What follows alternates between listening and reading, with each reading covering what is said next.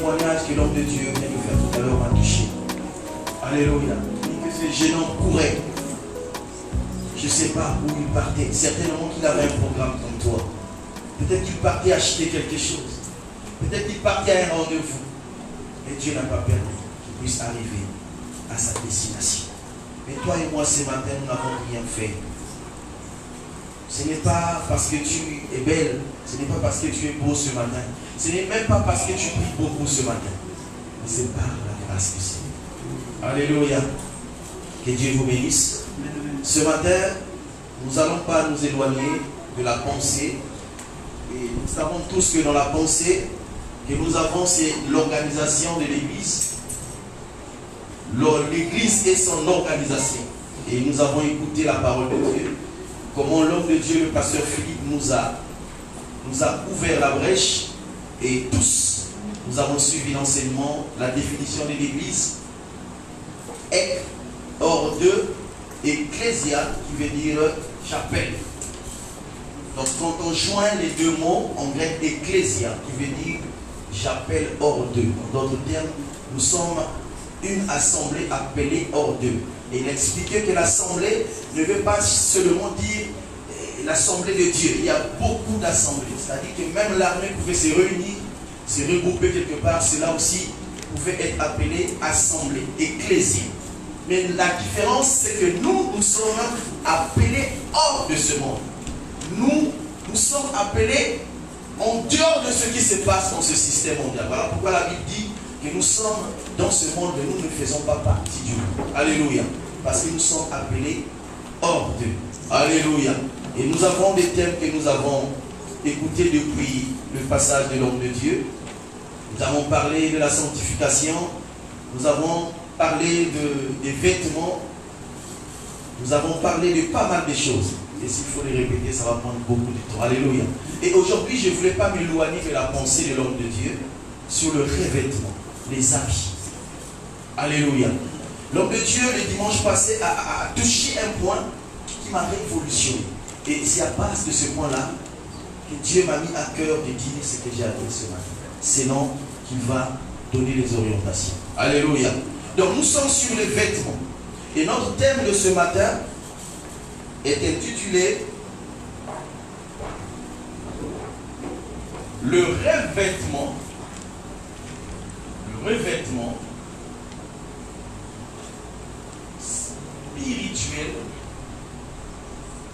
spirituel pour le salut.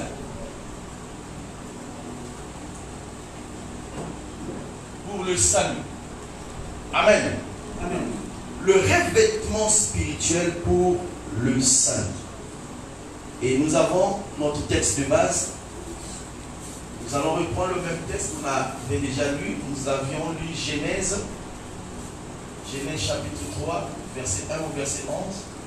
Et nous allons sauter lire le verset 21. Alléluia. Donc nous avons le revêtement, nous avons spirituel. Et nous avons le mot salut. Alléluia. Le revêtement, quand j'ai fouillé la définition, vient du verbe revêtir, qui veut dire couvrir d'un vêtement particulier pour protéger. Donc le but du vêtement, c'est la protection. Alléluia. Le spirituel, c'est tout ce qui est à l'ordre de l'esprit, tout ce qui est invisible. C'est que l'œil physique n'a pas accès. Le spirituel. Quand on parle du monde spirituel, c'est un monde où on ne peut voir. Alléluia. Amen. Un monde où on entend mais nous ne pouvons voir. Et la seule personne capable de nous donner accès dans ce monde, c'est l'esprit. Alléluia. Et nous avons le mot salut. Salut, j'ai pris pas mal de mots. D'abord en hébreu, ça veut dire le bien-être, la prospérité, la paix. Quand nous disons shalom, la salutation, ça veut dire salut.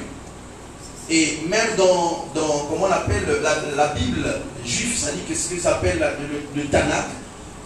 Le salut veut dire Yehoshua. Ça veut dire Jésus. Alléluia. Yehoshua, traduit par Josué, par Jésus, veut dire le même mot. Ça veut dire secours, ça veut dire salut. Alléluia. Curieusement, nous retrouvons le mot qui veut, le nom de notre maître, qui signifie le mot salut. Alléluia. c'est parce qu'ils sont aveuglés, nous le savons tous. Ce peuple, en fait, devait avoir plus de connaissances que nous en ce qui concerne le Messie. Parce que tout est écrit dans le Tanakh juif. Déjà par son nom, Yehoshua, ou Yeshua, ça veut dire secours le Saint, le Dieu qui sauve. Alléluia. Et en grec, le mot veut dire délivrance, le même mot sûreté, sécurité. Délivrance, sécurité, sûreté. Ici donc, il est question de l'homme spirituel. Alléluia. Nous avons écouté pendant l'enseignement de l'homme de Dieu, il nous a parlé de 3 types d'hommes. Il a parlé de l'homme animal, que Dieu te bénisse, l'homme charnel. Vous n'avez pas suivi l'enseignement sur l'homme animal, l'homme spirituel, et l'homme charnel et l'homme spirituel. Je vais bien saisir cette opportunité, parce que moi je ne rate pas un enseignement. Alléluia. Quand je prends un enseignement, je travaille.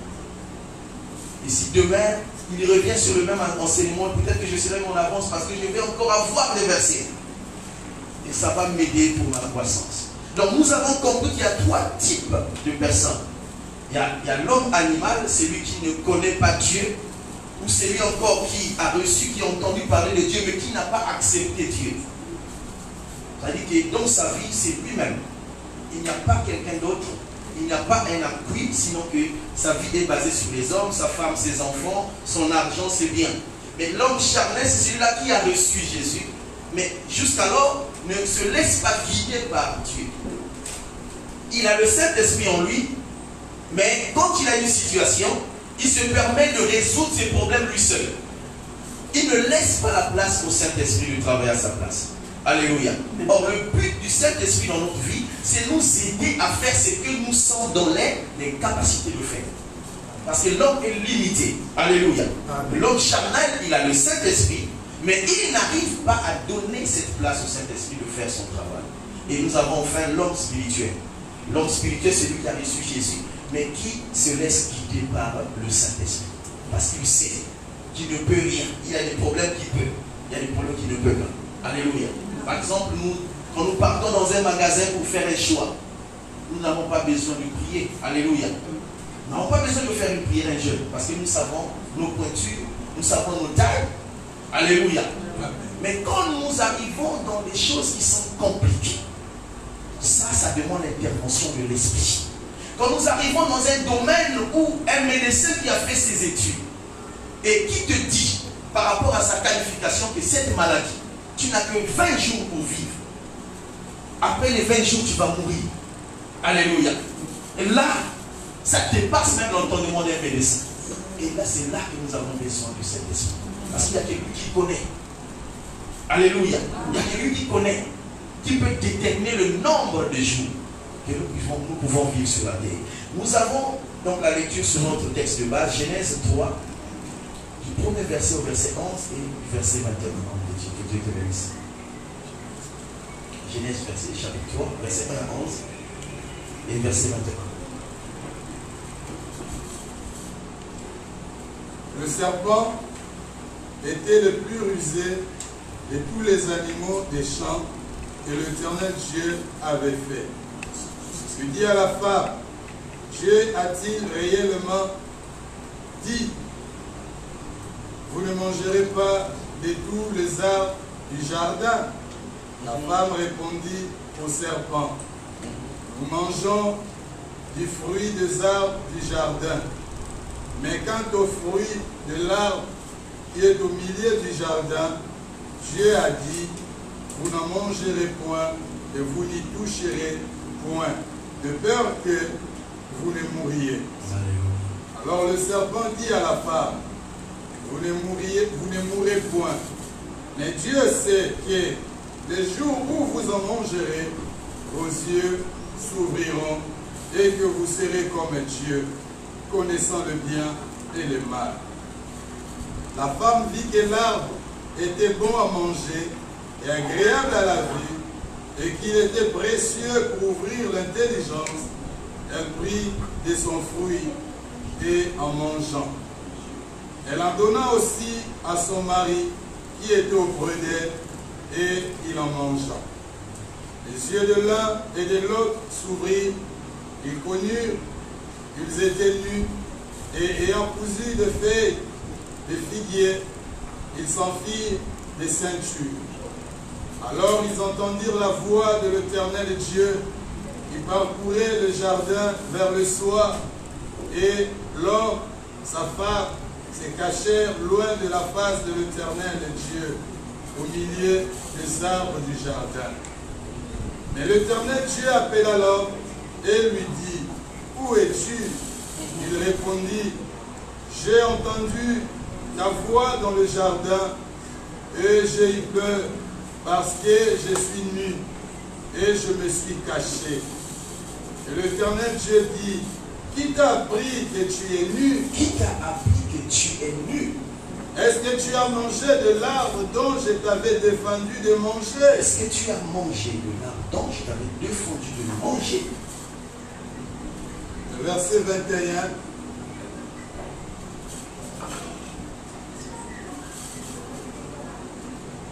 Adam,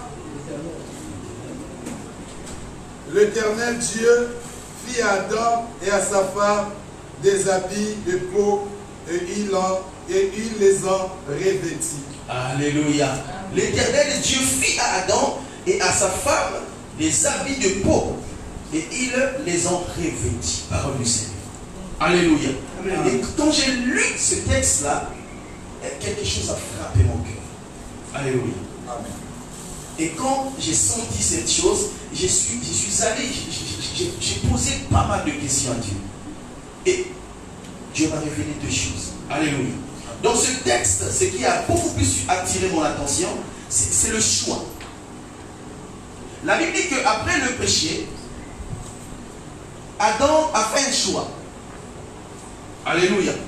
Le choix était de feuilles de figuier. Or, tous nous savons que les feuilles tirent leur source aux racines. C'est-à-dire que s'il est déconnecté de l'arbre, il n'a plus la vie. Alléluia.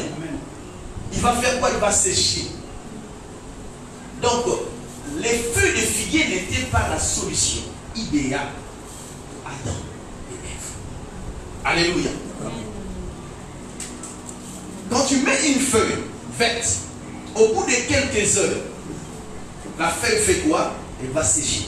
Ça veut dire que quand j'ai médité, je disais, mais la pensée d'Adam pouvait faire qu'à chaque heure, à chaque 2 heures ou 3 heures, ou chaque jour, chaque 3 heures après, il devait changer de temps en temps de feuilles. Et même si ici il pouvait changer de feuilles, quand il avait le vent, alléluia, les feuilles ne pouvaient pas résister à la température. Alléluia.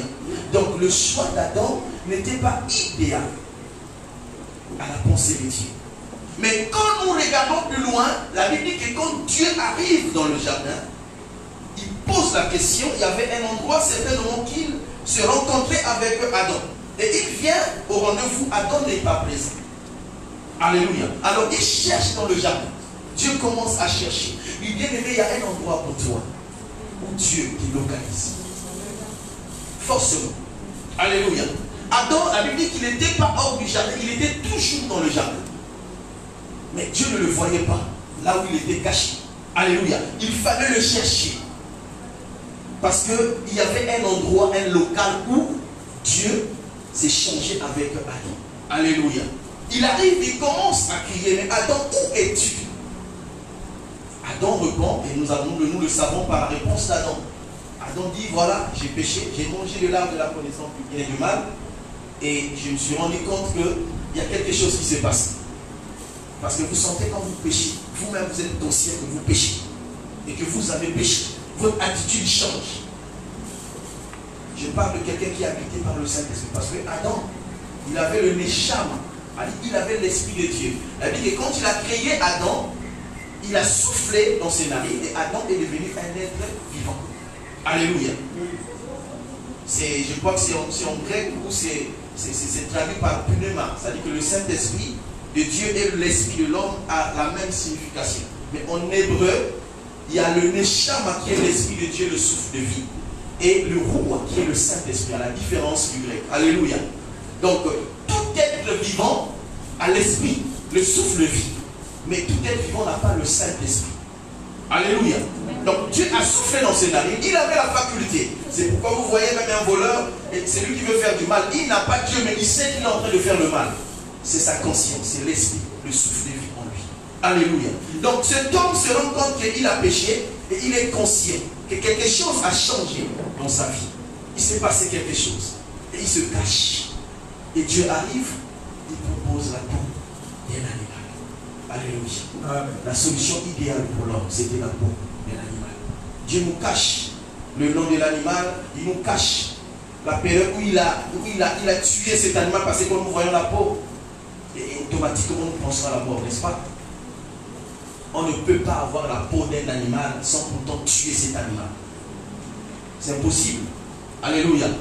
J'ai fui chasseur, je sais. Et c'est pas facile d'avoir la peau intacte d'un animal. Tu peux le couper en morceaux si tu le coupes, si tu te le soutiens mal. Tu peux couper en plusieurs morceaux et rater. On faisait les tam-tams avec. Vous voyez, c'est la peau. Et je sais pas, ici, c'est toujours la peau. Mais sinon, nous, c'est avec la peau des animaux qu'on faisait les tam-tams.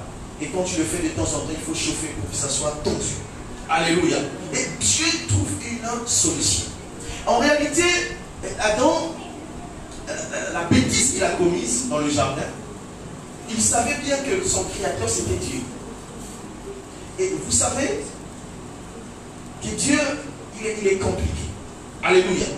La Bible dit que l'agneau a été immolé avant même la fondation du monde. Ça veut dire que Dieu savait, en réalité, qu'Adam devait pécher, devait tomber.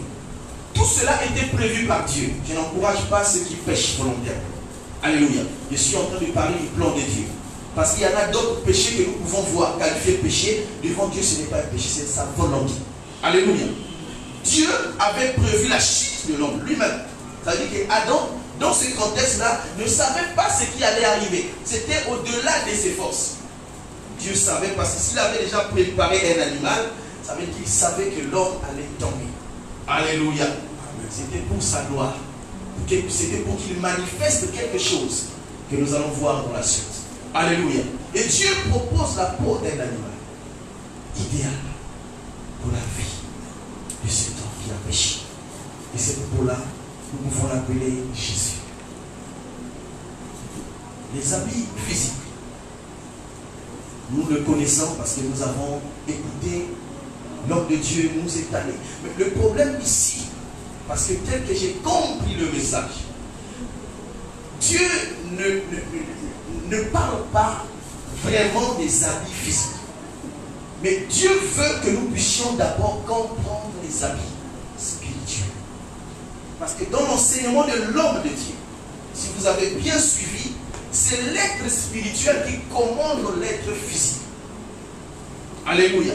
Quand l'être spirituel est bien habillé, parce que nous allons voir que Adam en réalité était aussi habillé avant le péché.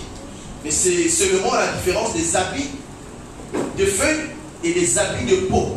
Donc les habits qu'on ne pouvait pas voir et les habits qu'on pouvait voir. Alléluia. Parce que dans la définition du salut, il y a la protection, il y a la sûreté, il y a la défense. C'est ça le salut. Donc quelqu'un qui se sent protégé, il est habillé en fait. Alléluia. Donc le salut c'est un habillement pour nous les chrétiens. Ça va nous permettre de ne pas rester comme je suivais dans le partage de l'homme de Dieu, le pasteur Clément. Ça va nous permettre de ne pas rester figé dans les habits physiques, mais de comprendre quelle est la volonté de Dieu, ce que Dieu attend de nous d'abord. Alléluia. Parce que nous pouvons voir quelqu'un bien habillé. Chez nous, nous avons une religion qu'on appelle la sapologie. C'est-à-dire que les gens qui ont fait des études pour s'habiller, ils ont même des prières. Et quand ils s'habillent, tu vois, ils changent de démarche. Et quand il n'est pas bien habillé, il marche correctement. Mais quand il est habillé, il change. Pour lui, c'est ça. Ils disent que c'est une religion. Et on ne s'amuse pas avec les habits. Alléluia. Quand tu les suis. Et tu dis, mais c'est pas possible. S'ils viennent ici, peut-être qu'on va se rendre compte qu'on n'est pas bien habillé. Hein. Vous le savez. Parce que c'est leur travail. Nuit et jour, ils travaillent. Ils travaillent même. Ils préfèrent avoir une malle des habits. Ça, je ne sais pas combien d'habits. Mais d'avoir quelque chose, même la construction, ils n'en ont pas. Ils n'ont pas le temps de construire. Mais ils ont le temps quand ils étalent leurs habits. Ils chiffrent même les habits, ça revient même aux millions. Alléluia. Amen. Mais ces genres de personnes, s'ils n'ont pas des habits intérieurs, ils n'ont pas de sein. Vous le savez? Ça veut dire que pour Dieu, ce n'est pas les vêtements physiques d'abord. Ce sont les vêtements spirituels. Et quand Dieu amène la solution à l'homme, Dieu est en train de vouloir faire comprendre à l'humanité entière que le problème n'était pas dans le choix d'Adam. Alléluia. Parce que tout ce que l'homme choisit n'a rien à voir avec Dieu. Le choix de l'homme et le choix de Dieu est très différent. Alléluia. Quand tu vas choisir, la Bible d'ailleurs le dit, la femme doit s'habiller pour son mari. Alléluia. Et vous savez que la femme, généralement, dans la parole de Dieu, c'est l'Église. Donc, nous, quand nous nous habillons pour Jésus-Christ. Homme ou femme. Alléluia. Quand l'esprit est bien habillé. Alléluia. L'esprit est bien habillé. Automatiquement, il n'y a pas une prière à faire. Alléluia. Ça veut dire que quand tu t'habilles, c'est ton esprit qui te pousse. Même quand tu rentres dans un magasin, c'est l'esprit, l'intérieur qui te pousse à faire le choix. Aujourd'hui, nous avons la mode. Nous avons des couturiers qui nous présentent beaucoup de choses. Alléluia. Vous voyez déjà un vêtement, même sans réfléchir, vous comprenez que ça, ce n'est pas un vêtement pour celui qui prie ou celle qui prie. Alléluia. Parce que les couturiers, pour la plupart, presque tous les couturiers, que ce soit couturier homme ou femme, ils sont dans des choses bizarres. Nous les chrétiens, nous n'avons pas des maisons de couture. Alléluia. Différent des habits dans Exode, je crois 28, du verset 1 au verset 2, où Dieu recommande à Moïse de coudre les habits. Il y avait des gens qui étaient là. Le modèle a été donné par Dieu. Et c'était les couturiers qui recevaient de Dieu. Et quand ils faisaient les habits, c'était selon le modèle de Dieu. Mais tous ceux qui nous font ces habits que nous mettons, ils ne le font pas selon le modèle de Dieu. Alléluia. Donc il ne s'agissait pas de ça. Et Dieu voulait nous faire comprendre qu'il y a plus que ça. Mais qui est à l'intérieur de nous. D'abord. Alléluia. Qui est à l'intérieur de nous. Au plus profond de toi. Si tu es bien habillé, si tu penses que ce pantalon ou bien cette chemise, ce costume est beau pour le corps, est-ce que tu as déjà une fois pensé que l'être intérieur aussi doit habiller? Est-ce que tu as déjà acheté un costume pour l'esprit? Alléluia. Amen. Est-ce que tu as déjà acheté un pantalon pour le costume, pour ton esprit? Alléluia. Dieu veut nous dire cela. En fait, quand tu vas acheter dans un magasin, tu veux toutefois changer, tu veux avoir un nouveau habit. Mais est-ce que dans ton cœur, il y a un changement aussi? Alléluia. Est-ce que quelque chose a déjà changé dans ton cœur? Avant que tu prennes ton argent pour aller dans un magasin acheter un vêtement, est-ce que ton esprit est bien vêtu? Est bien vêtu? Alléluia. Les habits spirituels sont pour le salut. Éphésiens 1, verset 4. En lui, il nous a élus avant la fondation du monde. En Jésus, il nous a élus avant la fondation du monde. Et c'est ce que j'expliquais tout à l'heure. En fait, Adam n'avait pas de problème. Alléluia. Parce que tout avait été prévu avant qu'il soit créé. Et son problème était de partir dans ses vies. Rester à l'endroit et attendre Dieu venir et lui poser le problème. Seigneur, tu m'as dit qu'il ne fallait pas manger, mais j'ai mangé seulement. Tu ne m'as pas expliqué comment faire. Parce que Dieu ne lui a pas expliqué comment il fallait faire. Même s'il fallait briser, affranchir cette ligne rouge. Il n'avait pas la connaissance. Dieu l'a caché. Est-ce que tu peux être plus intelligent que Dieu? Est-ce que tu peux être plus intelligente que Dieu? À trouver une solution sur la chose que Dieu a mis en place. Alléluia. C'est ce que Adam voulait tenter de faire. Alléluia. Les habits spirituels. Si nous sommes ici présents, si nous venons tous les jours à l'église, si nous prions, nous sommes au partage, il y a une chose qui est nécessaire. C'est pour notre salut. Parce que la vie ici-bas est tellement courte. Alléluia. Est tellement courte. Et si nous sommes là, parce que nous savons qu'un jour, nous allons partir, nous allons quitter ce monde. Mais quand nous allons quitter ce monde, notre garantie sera nos vêtements, les vêtements spirituels. Dans la Bible, dans les livres des Actes des Apôtres, on parle d'une femme qui s'appelait Dorcas. Tabitha traduit à Dorcas. Cette femme-là, elle faisait tellement de bonnes choses. Et quand je le traduis par rapport au texte, en fait, ses habits intérieurs étaient tellement propres que ses habits extérieurs. Et un jour, elle est décédée, et le jour de son décès, elle a dit que toutes les veuves étaient autour d'elle. Elle a dit que pour elle, elle ne voyait plus personne qui pouvait faire comme cette femme Dorcas. Et ils ont eu la pensée d'appeler les hommes de Dieu pour venir prier. Et c'est Pierre qui est venu ressusciter cette femme. Alléluia. Nous serons sauvés. Dieu n'a que faire avec les habits que tu achètes. Je vais te scandaliser encore une fois de plus. Dieu n'a que faire avec des Weston, avec des Gucci, avec des Yoshi Yamamoto. Alléluia. Mais Dieu a besoin de fruits. Des fruits. Après avoir écouté la sémence de Dieu, la parole de Dieu. Alléluia. Nous avons un maître, notre maître. C'est un bon exemple pour nous éclairer sur ce passage. La Bible dit qu'après la crucifixion de Jésus, ses habits ont été partagés, tirés au sort, en 4 morceaux, en 4 parts. Ils ont dit non, nous déchirons les habits. Non, après, parmi eux, quelqu'un a dit non, on ne déchire pas. On va les garder, on va tirer au sort, afin qu'une seule personne puisse prendre ses vêtements. Alléluia. Et c'était pour accomplir un passage qui avait déjà été annoncé à 800 ans avant. Alléluia. Et il fallait que cela s'accomplisse. Et pendant que Christ est à la croix, écoutez bien, pendant que Christ est à la croix, en train d'accomplir l'acte principal, le salut que nous vivons aujourd'hui, il était nu. Alléluia. Il n'avait pas d'habit. Est-ce que vous le savez? Parce qu'on a arraché les habits. Même la tunique qui n'avait pas de couture, on l'avait pris. Alléluia. Il était sans habit. Mais pourtant sans habit, Dieu est en train de faire traverser quelque chose de très important qui va coûter à toute l'humanité entière. Alléluia. Le salut. Il est en train de faire rentrer son serviteur Jésus dans le lieu saint des saints sans habit. Il contredit ce qu'il avait donné à Moïse comme instruction, parce que les habits qu'il devait coudre aux 4 enfants d'Aaron et à Aaron lui-même, il dit que ça servait de sa dignité, de parure, de l'apparence, afin que les gens, en voyant tes habits, puissent identifier qui tu es exactement. Mais cette fois-ci, il fait rentrer parce que c'est le même système. La Bible dit que le tabernacle qu'il avait conçu sur la terre, c'était le modèle que lui-même il avait conçu dans le ciel. Ça veut dire que quand Jésus était à la croix, il faisait la fonction de Moïse, il faisait la fonction d'Aaron, le souverain sacrificateur. À la seule différence selon le modèle de Melchisédek. Nous avons appris ce que c'est Melchisédek, n'est-ce pas?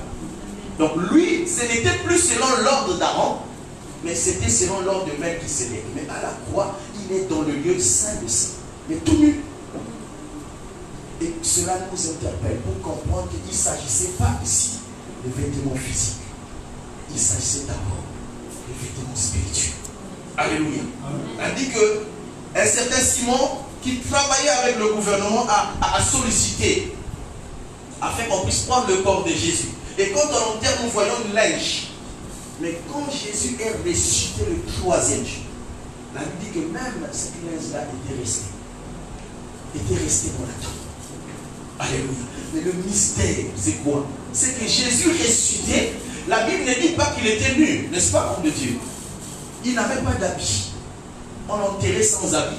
Et même la linge qu'on lui avait mis est restée parce que Marie est venue voir autour, là où il était, on a vu l'habit qu'on lui avait mis.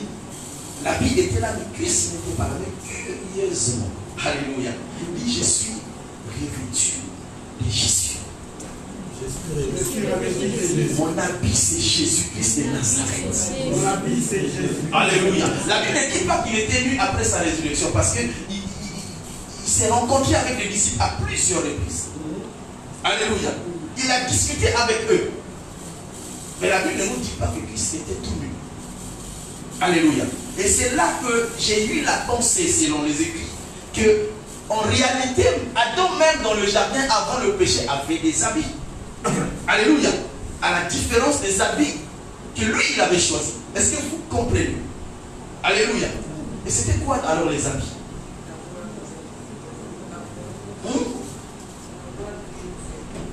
Là, la gloire de Jésus. Les habits, c'était la gloire de Jésus. Les habits, c'était quoi encore? C'était quoi encore les habits? Alléluia. Si nous pouvons le dire, que Jésus avait des habits.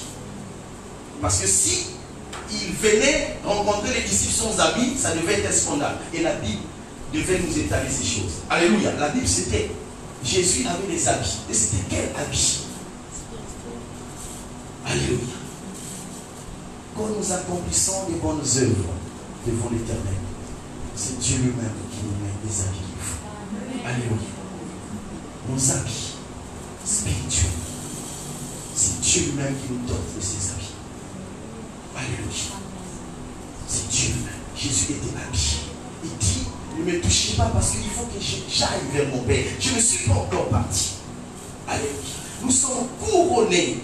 Nous sommes habillés des vêtements spéciaux que Dieu lui-même nous donne. De la même manière qu'il a donné l'ordre à Moïse dans Exode 28, 1 à 2, c'est de la même manière que lui-même, parce que le tabernacle est d'abord spirituel. Alléluia. Et quand nous lisons ce verset dans Éphésiens 4, 1, avant la fondation du monde, ça veut dire avant que ce monde ne soit créé, on nous avait déjà choisi. C'est l'homme de Dieu qui nous a donné l'enseignement de l'élection et l'appel et l'élection. Je crois que nous avons bien compris le message. Alléluia. Il nous a élus avant la fondation de ce monde. Il dit qu'avant que Adam ne soit créé, il nous avait déjà choisi. Mais l'homme qu'il choisit, lui, avant que le monde soit créé, parce que pour que nous soyons appelés hommes sur la terre, il faut qu'il y ait l'âme, il faut qu'il y ait le corps, il faut qu'il y ait l'esprit, n'est-ce pas? Mais l'homme qui choisit, lui, avant la fondation du monde, c'est quel homme? C'est l'esprit, n'est-ce pas? Alléluia. Alléluia. C'est l'homme spirituel. Celui-là qui vivait avec Dieu avant qu'il soit projeté ou on peut dire parachuté sur la terre. Alléluia. Parce que nous sommes venus pour une mission. Alléluia. C'était cet homme spirituel que Dieu avait choisi. Et quand il t'a choisi, il t'a doté de tout, sauf rien. Parce qu'il savait que tu partais en mission. Et c'est cet homme-là, depuis l'éternité qu'il a choisi, que tu es aujourd'hui. C'est pourquoi il dit que nous sommes l'image et la ressemblance de Dieu. L'image et la ressemblance de Dieu. Alléluia. Nous voulons parler des œuvres qui sont les vrais vêtements que Dieu attend de nous. Alléluia. Nous lisons en de Dieu, Romains 13, 12 à 14. Romains 13, 12 à 14. Les habits du salut.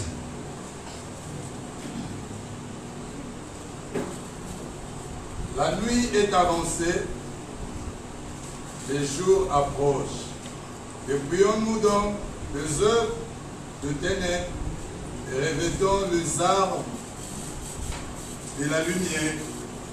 Marchons honnêtement comme en plein jour, loin des orgies et des livrogneries, de la luxure et de la débauche, de querelles et de jalousies.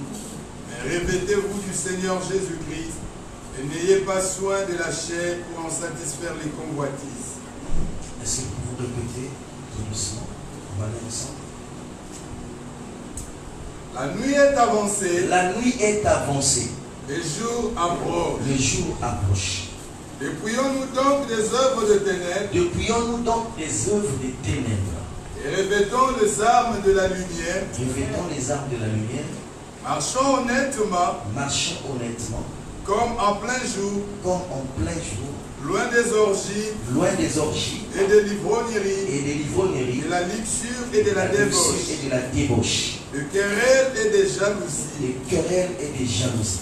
Mais revêtez-vous du Seigneur Jésus-Christ. Mais revêtez-vous du Seigneur Jésus-Christ. Et n'ayez pas soin de la chair pour en satisfaire les convoitises. Et n'ayez pas soin de la chair pour en satisfaire vos désirs. Est-ce que vous avez compris ce passage?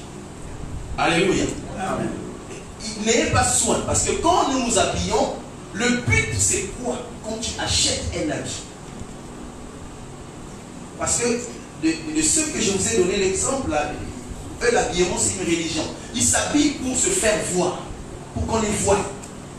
Ils passent à la télé pour qu'on voie leurs griffes, le nom de leurs habits. Mais est-ce que c'est cela qui peut amener l'homme au salut? Non. Alléluia. Ce sont les habits intérieurs. Ce sont les habits intérieurs. Et si je veux m'habiller ce matin, je veux m'interroger en posant beaucoup de questions en disant, est-ce que mon cœur est habillé? Est-ce que je n'ai pas la jalousie? Est-ce que je n'ai pas la colère en moi? Est-ce que je n'ai pas la haine? Est-ce qu'il me manque d'amour? Alléluia. Est-ce que je suis bien habillé dans mon cœur? Parce que tout se passe, l'homme de Dieu a dit, tout se passe dans le cœur. Le cœur de l'homme est tortueux. Alléluia. Et il faut tout faire. C'est ça le but de la parole de Dieu. Le but de la parole de Dieu. Et on ne peut pas. Et le but de la parole, c'est nous trouver un remède pour soigner nos maladies. Pour nous remettre à niveau. Et c'était comme ça. Et Dieu avait déjà prévu la chute et la rédemption et le salut d'Adam et Ève. Alléluia. Par le moyen de la loi, la parole de Dieu. Alléluia. Nous ne pouvons pas prétendre être des chrétiens, des chrétiennes, si notre intérieur n'est pas habillé. Alléluia. Parce que le pasteur ne connaîtra jamais ton cœur. L'évangéliste ne connaîtra jamais ton cœur. Il n'y a que Dieu qui connaît ton cœur. Alléluia. Et vous savez, généralement, je sais que dans la parabole du salut de l'Église, de la résurrection de l'Église, les disciples ont posé la question à Jésus en disant, mais en tant que maître de la moisson, est-ce que tu ne peux pas, s'il te plaît, nous retirer les méchants et nous laisser tout seuls afin qu'on travaille convenablement, afin qu'on fasse le service comme il se doit? Vous savez que c'est une question très profonde. Alléluia. Ils voulaient travailler, mais ils se rendaient compte qu'il y avait des gens autour d'eux qui les empêchaient d'avancer. Et Jésus a répondu, l'ivraie et le blé doivent croître ensemble. Alléluia. C'est ça. Alléluia. C'est difficile pour l'homme. C'est pourquoi moi, toutefois, quand je prie, j'ai dit, il y a des tours. Moi, je ne peux pas. C'est une condition que l'homme ne peut pas. Mais avec Dieu, la vie que nous ferons des exploits. Alléluia. Et en ce moment-là, il faut interroger Dieu. Quelqu'un qui veut te tuer, quelqu'un qui te fait du mal, mais tu dois vivre avec lui. Tu dois marcher avec lui. Tu dois l'aimer. Tu sais que c'est un ennemi, mais tu dois l'aimer. Alléluia. L'ivraie et le blé doivent croître ensemble. Et le remède pour s'en sortir de cette maladie, c'est la parole de Dieu.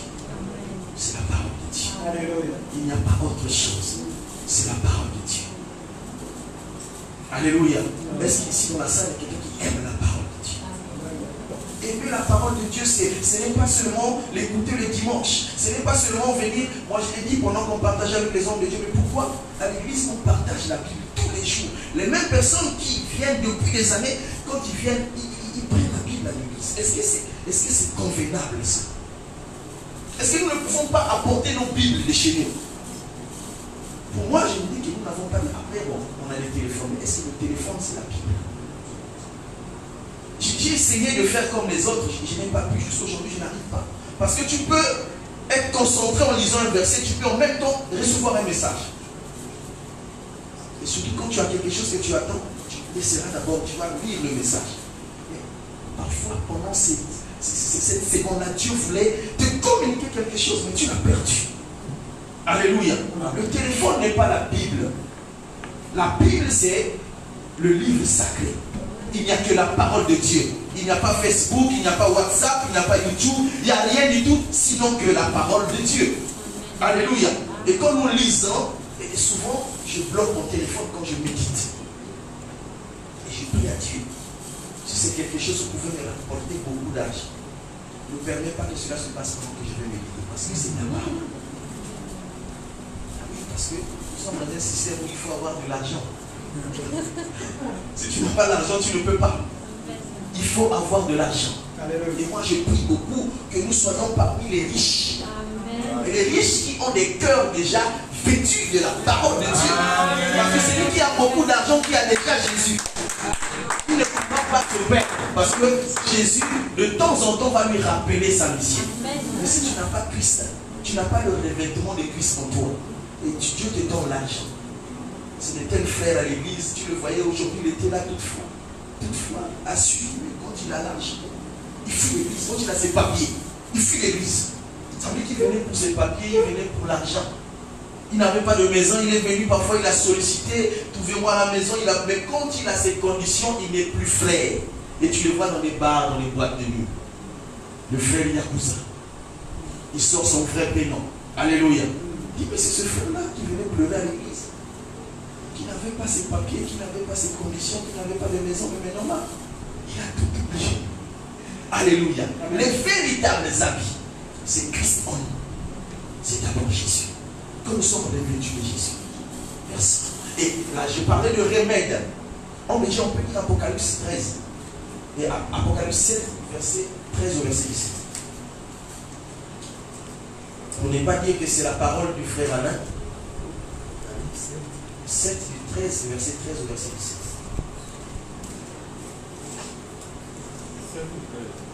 7, verset 13 au verset 17. Et l'un des vieillards prit la parole et me dit, ceux qui sont revêtus de robes blanches, qui sont-ils et d'où sont-ils venus? Je lui dis, mon Seigneur, tu le sais. Et il me dit, ce sont ceux qui viennent de la grande tribulation. Ils ont lavé leurs robes et ils les ont blanchis dans le sang de l'agneau. C'est pour cela qu'ils sont devant le trône de Dieu et le servent jour et nuit dans son temple. Celui qui est assis sur le trône dressera sa tente sur eux. Ils n'auront plus faim, ils n'auront plus soif, le soleil ni aucune chaleur ne le frapperont plus. Car l'agneau qui est au milieu du trône le paîtra et les conduira aux sources des eaux de la vie, et Dieu essuiera toute larmes de leurs yeux. Est-ce que nous pouvons acclamer pour cette parole?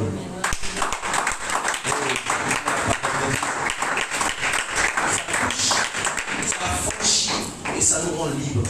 Ils sont, en fait, là, Jean, dans l'île de Patmos, est en train de parler de quelque chose, d'un événement. Il est en train de parler des frères et sœurs qui vont rester pendant l'enlèvement. Est-ce que vous le savez? Que parmi nous, il y aura des gens qui vont rester. Est-ce que vous avez connaissance de ça? Alléluia. Et quand la Bible nous dit de nous laver tous les jours, il ne s'agit pas du corps physique, mais il s'agit du corps spirituel. Parce que ce corps physique, c'est la poussière. Il est tiré par la poussière. Il nous l'a démontré au commencement. Mais Dieu a besoin de notre esprit.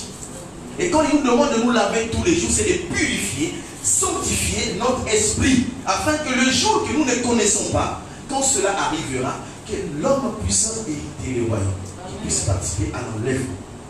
Et celui qui sera dans la distraction va rester. Et l'Apocalypse est en train de Dieu est en train de montrer à Jean ce qui va se passer. Et ceux qui vont rester. Et il dit qu'ils viennent de la grande tribulation. Ce que nous vivons, c'est la tribulation. Ce n'est pas la grande tribulation. Et la tribulation encore, ce n'est pas fini. Il y aura encore des grandes choses que nous, l'Église, nous allons vivre. Mais la grande tribulation, c'est la colère de Satan. C'est la manifestation de Satan en personne. Et comme le Saint-Esprit agit, lui aussi, comme c'est un imitateur, il va agir comme le Saint-Esprit. Il va prendre le pouvoir. Alléluia. Et aujourd'hui, il agit par des démons. Il va sortir lui-même. Et il va prendre la place. Il va essayer de prendre le trône de David, qui est vacant jusqu'au. Parce qu'il faut que Jésus revienne un jour s'asseoir. Selon la prophétie. C'est sa place. Israël n'est pas une nation. Israël, c'est un peuple. Alléluia. Amen. Et jusqu'aujourd'hui, il n'y a pas de roi. Depuis le départ de Jésus. Et il faut qu'il revienne selon la prophétie, s'asseoir sur son trône. Alléluia. Et cela va se passer après le millénaire. Et tout ça, c'est pour nous montrer que l'homme a une partie intérieure, a une partie extérieur. Et il est en train de démontrer et expliquer, la question est posée, mais qui sont ces hommes qui sont vêtus des habits blancs? Et la réponse était que ces hommes qui sont vêtus des habits blancs, c'est en cela qui viennent de la grande tribulation. Les chrétiens qui sont restés et qui étaient dans la distraction, qui n'ont pas participé à l'enlèvement et qui ont vu tout ce qui a été annoncé dans la parole de Dieu. La grande tribulation. Je suis en train de parler à quelqu'un qui est distrait ce matin. Tu ne sais pas ces jours. La vie qui viendra comme un voleur. Personne ne sait l'heure. Personne ne connaît la seconde. Et tu vas rester. Alléluia. Et ça sera difficile, très compliqué. Lis l'Apocalypse, très bien, tu vas comprendre ce qui va arriver. Si tu ne participes pas à l'enlèvement, si tu ne participes pas au son de la trompette, quand ça va sonner, tu vas voir ce qui va se passer, la colère de Satan. Parce que nous les dérangeons tous les jours quand nous prions. Nous les dérangeons tous les jours quand nous ne faisons pas sa volonté. Mais cette fois-ci, à cause d'une petite distraction que peut-être tu penses, la haine, la colère, la jalousie, ces jours-là, tu ne seras pas enlevé. Et quand tu vas rester, tu seras sans défense. Alléluia. Sans défense.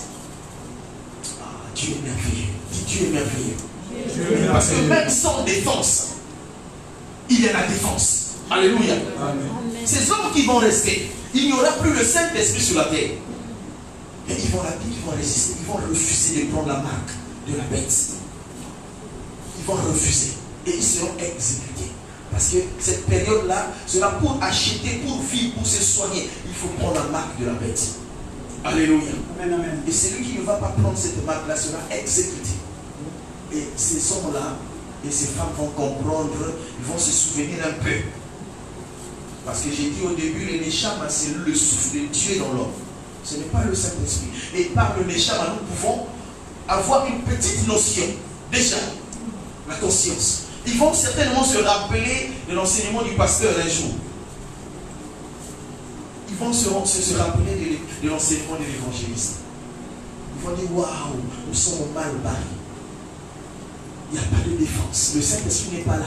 Tu vas prier, c'est comme si tu étais vide. La prière ne va pas tenir parce que le Saint-Esprit est parti. La présence du Saint-Esprit sur la terre, c'est l'Église. Et quand Dieu viendra prendre l'épouse qui est l'Église, il n'y aura plus de Saint-Esprit sur la terre.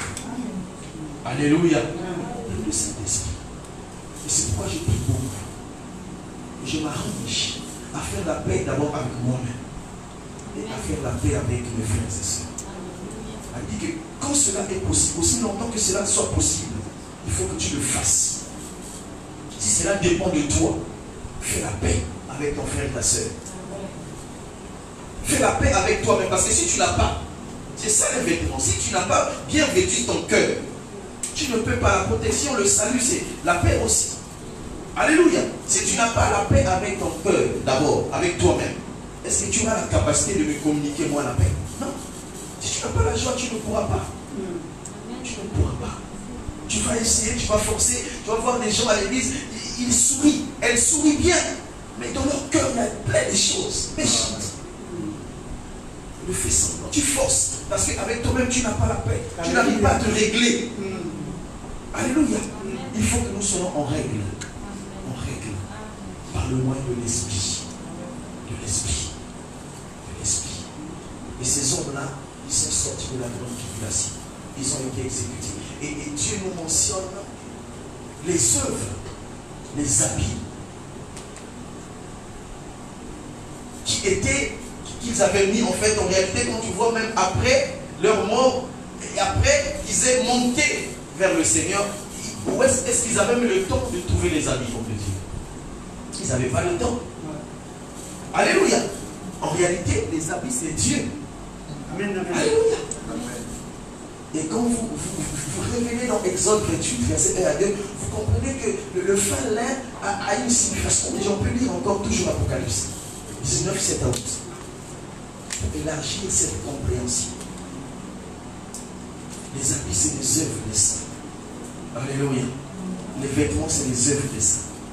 Toutefois, quand tu agis bien, tu as un habit de plus.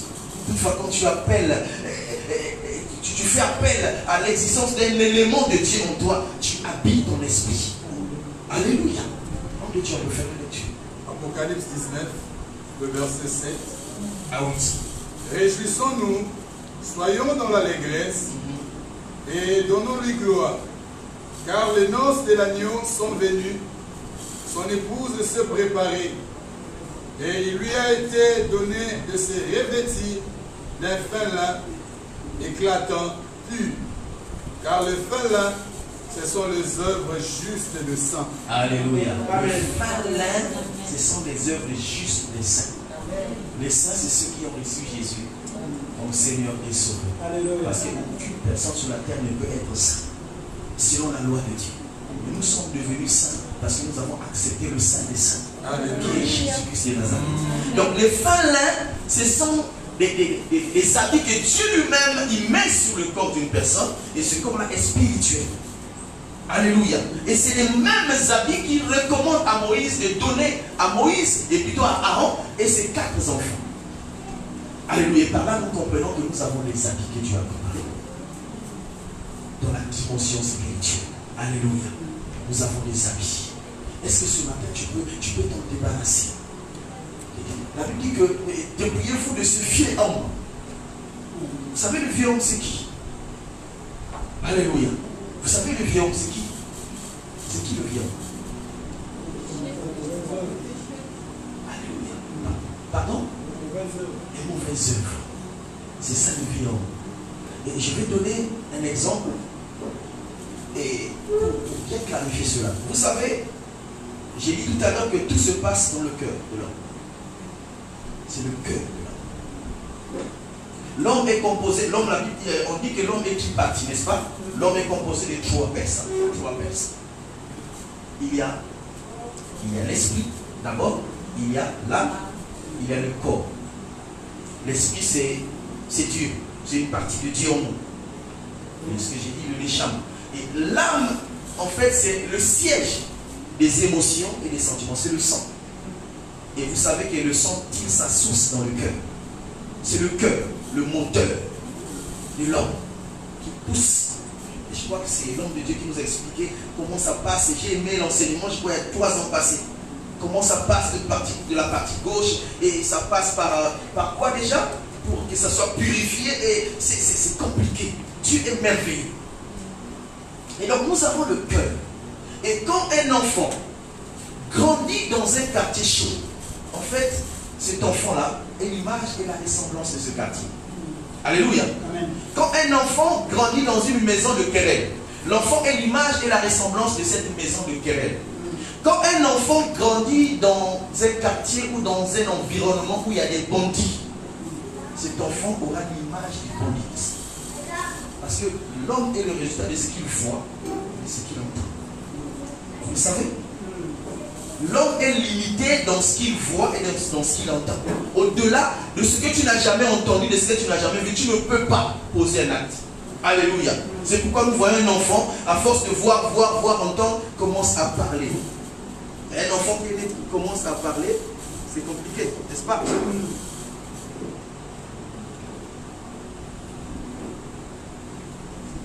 Un enfant qui est né aujourd'hui, et s'il commence à parler aujourd'hui, c'est tout un problème. Alléluia. Amen. Ce n'est pas possible. Vous allez voir même maman, elle ne va pas arriver à dormir. Je dis, mais comment? L'enfant naît et commence à parler. Maman, j'ai besoin de l'eau, maman, je veux... Et comment tu m'as aidé, maman, le jour de sa naissance? Je dis, mais non, ce n'est plus un bébé. C'est compliqué. Si cela était possible, Jésus allait le faire. Amen. Mais ce n'est pas possible. Et nous sommes le résultat. Il faut que tu naisses, il faut que tu voies des choses. Et Dieu nous laisse le temps de regarder, le temps d'entendre. Dieu est merveilleux. Il nous laisse tellement du temps. Et c'est pourquoi il y a le jugement. Et quand viendra le jugement, il n'y aura personne qui va s'échapper au jugement de Dieu. Parce que nous avons tellement entendu les choses, nous avons tellement compris les choses, et nous serons le résultat de ces choses. Alléluia. Alléluia. Je vais donner un exemple, j'ai besoin du micro. Pour que ça soit bien compris cet exemple. Alléluia. Donc un enfant est l'image de ce qu'il a vu, de ce qu'il a entendu toute sa vie. C'est pourquoi nous devons faire attention avec nos enfants. Alléluia. Nous devons faire très très attention. Jésus, merci. Avec ce que nous disons à nos enfants, avec ce que nous enseignons aux enfants. Parce que le résultat de demain de ces enfants-là seront ce que nous sommes en train de le dire aujourd'hui. Alléluia. Amen, amen. Un cœur qui a grandi dans un quartier chaud est l'image et la ressemblance de ce quartier chaud. Le cœur d'un enfant qui a grandi à l'école en train d'étudier, avec un bon environnement, des amis qui aiment l'école, vous allez voir cet enfant différent. Il reflète aux enfants qui réfléchissent bien, qui posent des actes et que tu peux admirer. Alléluia. À Paris, j'ai vécu pendant un temps, il y a des quartiers où on dit les quartiers chauds. Et même la police pour venir, pour intervenir, il faut un grand nombre. Mais il y a des quartiers où on a besoin d'un seul policier. Tu parles à une personne qui comprend. Il laisse passer. Il y a des quartiers où tu vois 1000 personnes sortir. C'est la bagarre, c'est des bouteilles. C'est l'image du quartier. Alléluia. Et quand la Bible nous parle du cœur, c'est très important de le comprendre bien. C'est la solution, le remède que nous pouvons avoir pour sortir des vêtements de ce monde et être habillés des vêtements du ciel qui est l'Esprit de Dieu, qui est lui-même Jésus. Alléluia. Et donc, quand nous recevons, l'Esprit reçoit. Adam, quand il avait l'Esprit de Dieu, quand il n'avait pas encore péché, il recevait de Dieu. Et il faisait quoi? Il renvoie au cœur qui est là. Et le cœur, après avoir reçu, il donne la recommandation au corps. Et c'est le corps qui est l'agent exécuteur. En fait, le corps, c'est un esclave. Et dans le contexte des hommes, les hommes charnels, en fait, ils donnent la priorité au corps. Et vous allez comprendre que quand vous donnez la priorité au corps devient maître, il n'est plus esclave. Alors que le corps, en réalité, c'est l'esclave de l'homme. Amen. Amen. Alléluia. C'est l'esclave de l'homme. Donc, nous recevons de l'Esprit. L'Esprit communique à l'âme qui est le dépôt de tout ce que nous avons vécu pendant notre enfance, pendant que nous avons grandi. Et quand nous voulons faire des actes, et nous allons communiquer au corps. Et c'est le corps qui va exécuter. Le corps ne refuse rien. Alléluia. Celui qui commet l'impudicité, ce n'est pas le corps, c'est l'âme qui lui pousse à commettre l'impudicité. Celui qui commet l'adultère, celui qui commet la méchanceté, tout ce qui est mauvais, c'est l'âme. Tout vient du cœur. Alléluia. Tout vient du cœur. Quel est l'état de ton cœur ce matin, bien-aimé? L'état de ton cœur. L'état de ton cœur. Est-ce que ton cœur est bien disposé à aimer ton prochain comme toi-même? À prioriser celui qui est à côté de toi. À prier pour ton frère, prier pour ta soeur. Alléluia. Le cœur de l'homme. Jérémie 17 lui dit, le cœur de l'homme, du verset 10 au verset 11, est tortueux. Par-dessus tout méchant. Ce cœur-là, ce n'est pas le cœur de celui qui a l'esprit, qui a le Saint-Esprit. C'est le corps de celui qui a reçu le Saint-Esprit, mais qui ne laisse pas le Saint-Esprit travailler, ou encore l'homme animal.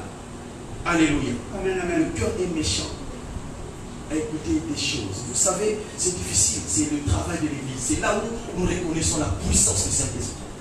Parce qu'il n'y a aucune faculté, aucune école qui peut racheter un enfant. Aucune école. Un enfant qui, je connais quelqu'un, ma femme le connaît très bien, qui veut abandonner parce que depuis qu'il est enfant, son travail c'est vendre la gorge. Et il veut laisser, c'est au-delà de lui. Parfois, il voyage pour laisser la force, pour essayer de passer des années au pays. Mais quand il revient, il tombe dedans. Et il m'appelle souvent. Il me dit, c'est au-delà de lui. Et je lui dis, la seule possibilité pour toi pour t'en sortir, c'est la parole de Dieu. Il faut croire à la parole de Dieu. Il n'y a aucune école, aucun médecin, aucun remède ne peut te faire sortir de là. Ça, c'est le mystère de la croix. Alléluia. Et c'est pourquoi la Bible appelle à la parole de Dieu. Quand tu écoutes la parole de Dieu, petit à petit, pas en condamnant, parce que aussi longtemps que tu as reçu progressivement, et quand tu reçois la parole aussi progressivement, et si tu te donnes bien sûr, tu te laisses. C'est pourquoi on dit que tu connaîtras la vérité et la vérité t'a affranchi. Là, c'est toucher les domaines où tu avais des choses qui ne confessaient pas les choses de Dieu. Et quand tu reçois la parole t'a franchi. Et cette parole-là te fait habiller les vrais vêtements. Ces vêtements-là qui, quand tu sors de ta maison, on voit dans ton service. On t'appelle pasteur. Tous ceux qui prient dans leur service, souvent, moi on m'appelle pasteur là où je travaille. Ce n'est pas parce que je suis pasteur, parce qu'ils voient en moi. Même pendant que je travaille, je chante un cantique. Et souvent, il m'arrive de... Mon chef souvent vient me voir comme ça, il dit, mais ma femme, il dit, mais comment ça? Je dis, mais c'est au-delà de moi. Je n'arrive pas à passer 2-3 heures donc sans faire quelque chose de Dieu. Je chante, je travaille, je chante, je m'arrête, je crie.